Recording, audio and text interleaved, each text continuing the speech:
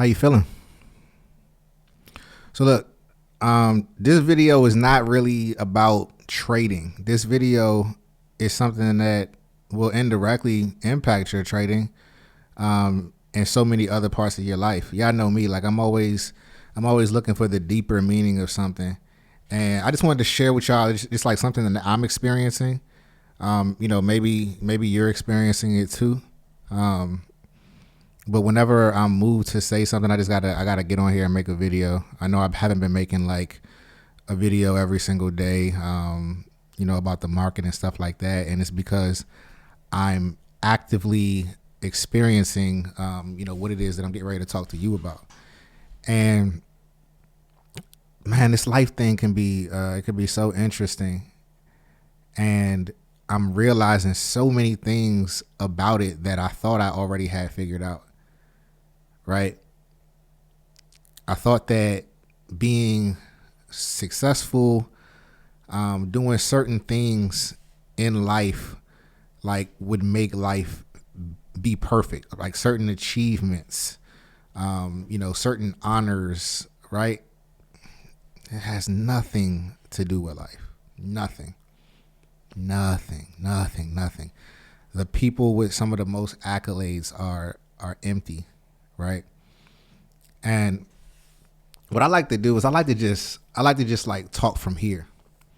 You know what I mean? Like I've noticed like when I write down like, okay, this is the topic, then it's something that's being missed.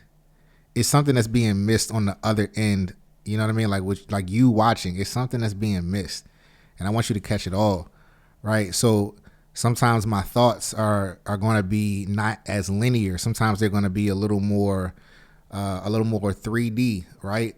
Because there's so many different things in this world that connect and give meaning to other things.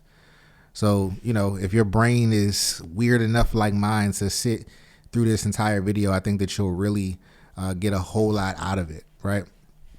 So you are not what you do, right? That's the topic that I'm going to try to stick to, right? I'm going to try to stick to it. You're not what you do, right? And I think it's extremely important to understand this. When you think that you're what you do, it creates this weird, like prison for yourself.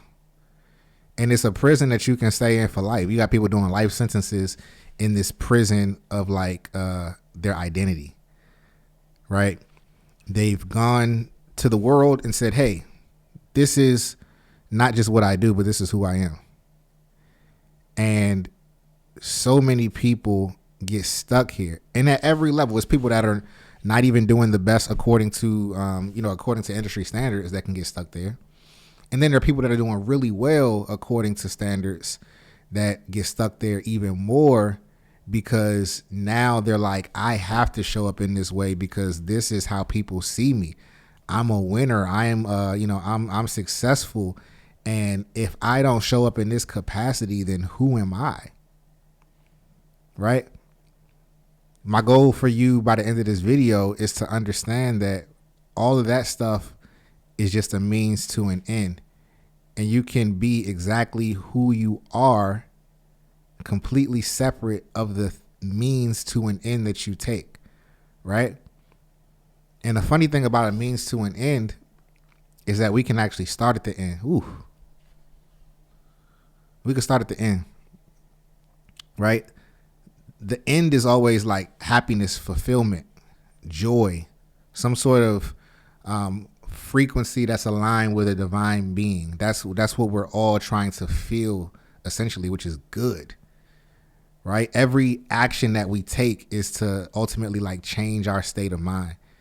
Every action that we take is to ultimately change our state of mind, whether that's a vice that you're doing, whether that's exercising, positive or negative. It's always trying to change your current state of mind, right? Why do we want to do that? Because we want to connect. We're trying to always connect with our authentic selves. So there's so many traps in this world that put us on a path of merging what we do with our identity. And if I'm being real, the claps can put you there quicker than silence or lack of acknowledgement. The expectation, once people start to see you and like, okay, this is what you do. Oh man, those prison walls get very thick around you.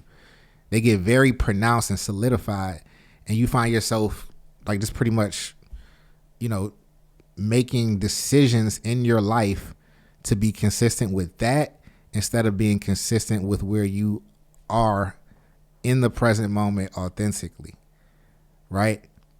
Everything is shifting around us in this world, and we are a part of this world, so we are also shifting. So it's actually not authentic to take identity with a means to an end.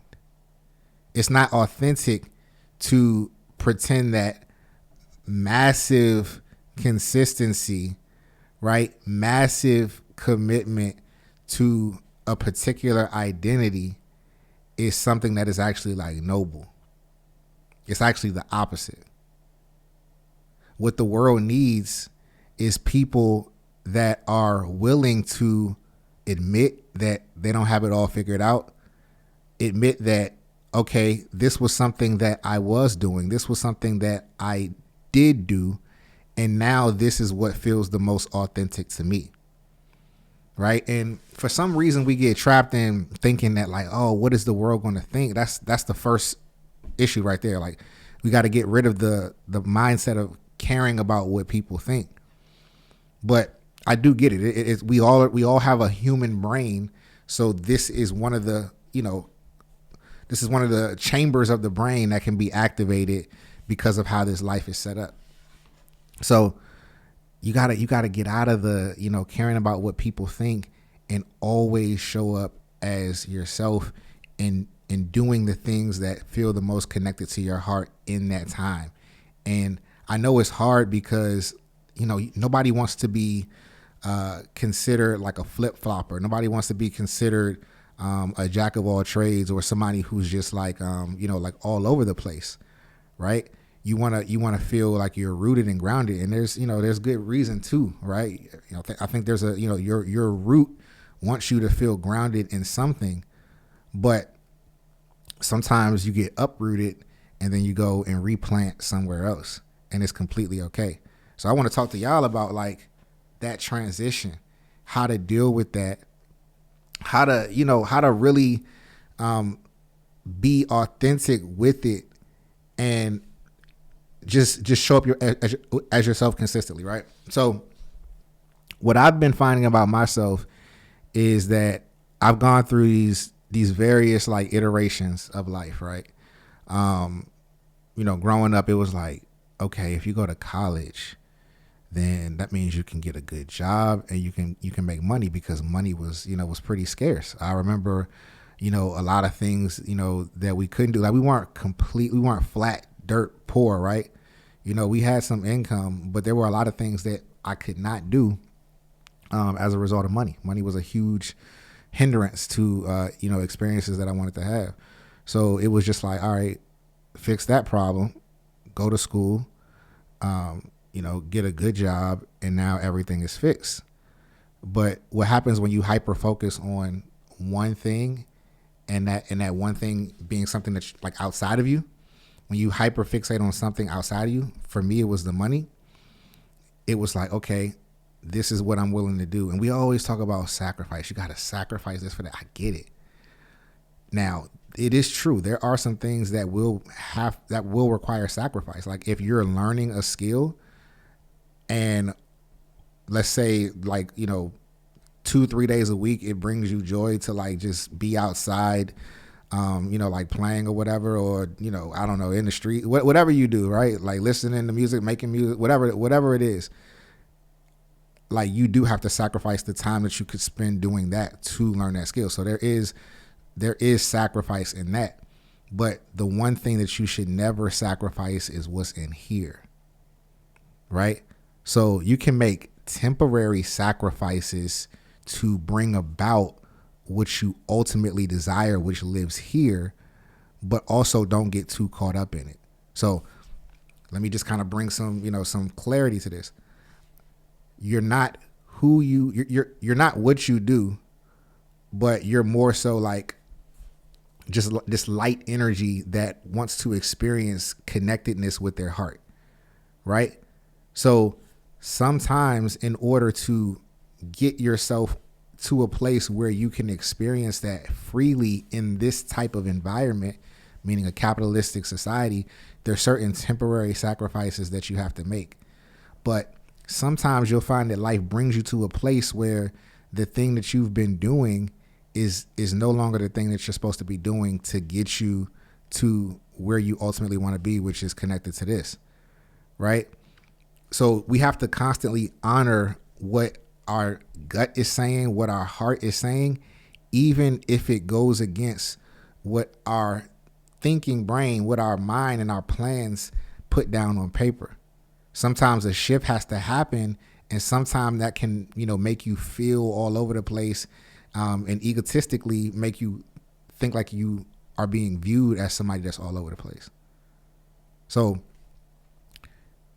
decide what it is that you authentically desire, right? Like what feels the most real for you. And then start to try to connect with that thing, right? Start doing it. Just like in your spare time. The way you find out what this is like, what is something that when nobody is around, like you're thinking about? Like nobody's around, you're thinking about it, like consistently. When nobody's around, like you taking like little notes in your phone about this thing. Like, oh yeah, that'd be a good idea. Oh yeah, that'd be a good idea. Oh no, that'd probably be dope if I did that. What is that thing? What is that thing? What is it? Really think about it. Be honest with yourself. You don't got to tell anybody, but right? We are in a world right now, right? Energetically, it's called the age of Aquarius, which is why so many things seem to be falling apart. But what they're really doing is not falling apart. They're falling into place. We are in a season where we are being brought to our most authentic selves. So everything that is not truth is starting to bubble up and dissipate, right? Again, we are of the earth, so the same thing is happening with us. If we are working in environments that are inauthentic, if we are carrying ourselves inauthentically, if we are engaging in relationships and friendships that are inauthentic, they are going to begin to bubble up to the surface and dissipate, right? But it's not a bad thing. It's all in an effort to get you to your most authentic self, because it's that frequency that is going to allow us to expand and perpetuate the world in the way that it needs in this particular time. All right. I hope you're getting this. Okay. So it may not seem like your life is super significant in the grand scheme of things, but it is. It plays a very important role in just how the world operates. The world operates in ripples, right? So that means that our interactions with people shift our energy, right? So the interactions that we have with people shift our energy. So if we get to a place where we're in a great vibration because we're living authentically, we're living healthily, we're living honestly and truthfully, every time we interact with somebody, it's going to spark some sort of thing in their mind to go off and do something similar, and however that looks like in the scope of their journey, right? So when we change and we live in the way that we're supposed to, and we identify, with our hearts and not with what we do, we're making a ripple effect in the world, right? Man, it's people. I mean, even positive things, like I mentioned in the beginning. There's things like, like eating, vegan, or eating, whatever your diet is, like, being a gym rat. There's so many things that are also positive that we identify as that may not even be aligned with, with where we currently are or what we currently need, right? There's a such thing as being excessive in positive pursuits as well, right? There's times where the positive thing, or what we think is the positive thing is not necessarily the best thing in the moment or the most authentic thing that we need in the moment, right? We're meant to test things, right? How do you always know what's the most authentic thing? Well, it's really just feeling like something needs to change, right? It's really just feeling like we have this body intelligence that knows when something is off, right? We're always the world is always trying to keep us aligned. We may call it suffering, we may call it like all these other things, but the world is always trying to keep you authentic. So everything that goes wrong is in an effort to bring you back to authenticity, right? Sometimes tragedy strikes. What is that bringing you back to? That's bringing you back to being connected with your emotions, right? I'm not saying it happened because you were a cold person, but everything in this world is absolutely working to make everyone authentic, right? It's a weird balance that we'll never fully understand, but I believe that that's the ultimate goal, right? So if you got something in your heart that you want to start doing, I think now is the time to really, really lean into it. Now is the time to really, do it in front of people, right? Every time you do that, it's unlocking something in your spirit that is going to be rewarding you because you're getting closer to that authenticity, right? Every time you do it, you also going to feel a little bit more comfortable with doing it, which will ultimately have a bigger ripple effect because now you're in the rhythm of showing up like that, right? This is who you are, right? It's not about just what you do, but it's a connectedness with yourself. That's who you are, a connectedness with your inner being, right? Your inner being is someone who loves, your inner being is someone who, has empathy. Your inner being is something that, that recognizes, the needs of others. Your inner being is wanting to express itself in the highest, most creative form that you were designed to put out into this world. And a lot of times we do like a bunch of hiding. Like isolation is important for seasons, but what we're ultimately supposed to do is be giving. Everything in nature, right, is giving to us. I know a lot of us live in places where there's not a lot of these, but trees are actually giving us the oxygen that we need, right? Everything that exists around us is giving to us. So we're supposed to be giving to the world and not hiding, not acting like we can just like live our life over in this corner forever. Like I said, there are seasons for that, protective seasons of stewing and letting all of that intelligence develop and be protected and letting the clarity take form so that you can then go out and do what? Share, right? Be that light force that you are internally.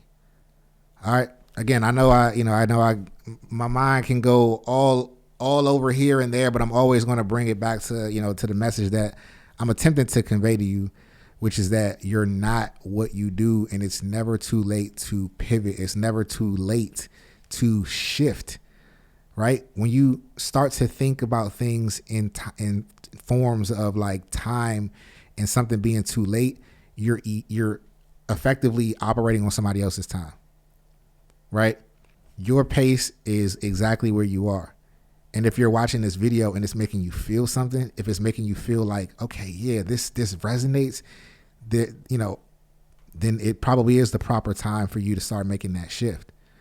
But never feel like you're too late. Too late is not present. You get that? Too late is a bad relationship with the past. Right here and right now, as you're watching this video, something is shifting in you, and you can take action towards that thing right now, right? It can be a thought. It can just be you writing something down in your phone or in your notebook, whatever.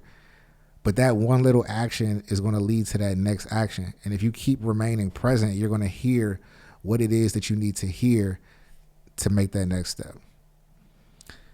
It's been real hanging out with y'all. I'll see you guys in the next one. I'm going to continue just sharing videos that feel real to me, that feel like they need to come out and be shared with you. So if this video was helpful, or if you were moved in any way by this video, give me a like, give me a comment, and I'd love for you to subscribe. Peace.